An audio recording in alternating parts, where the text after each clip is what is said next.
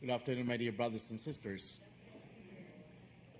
It is said, it is better to get the approval of God than the praises of the people.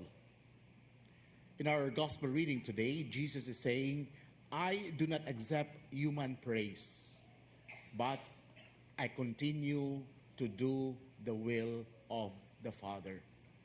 It means that even if people do not praise Him, the Lord continues to preach the word of the Lord.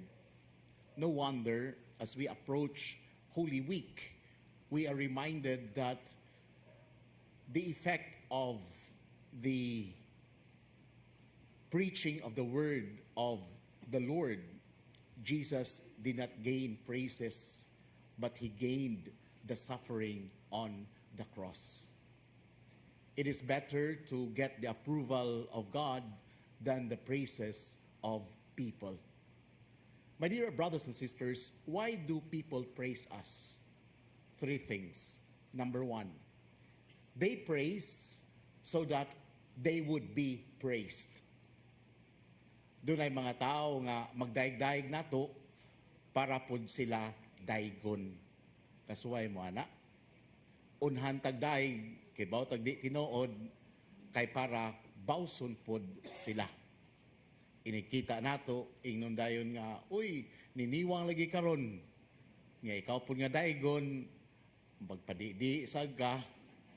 Magduda ka ba nga tinuod ba ka na yang giingon no or dili?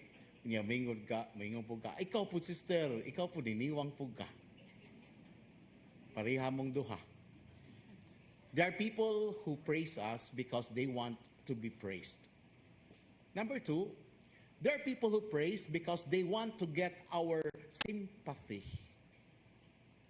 They praise us in order to get our sentiments. They are not really truthful, but they just want to get what they want. In the end, it is doing false hopes. Karang panahon busy naman kayo pagpangumpanya, nindot siguro atong tan-awon kinsa gyud ning tinuod nga ni daig o ni saad. Kay basig niya kutob ra pod sa saad, ang ilang saad kutob ra pod sa pagpangumpanya. Sometimes they praise in order to get our sympathy. But thirdly, there are people who praise us because it is the truth. There are people who appreciate us because we ought to be appreciated. We ought to be praised. And I think it is good that we belong to this third group.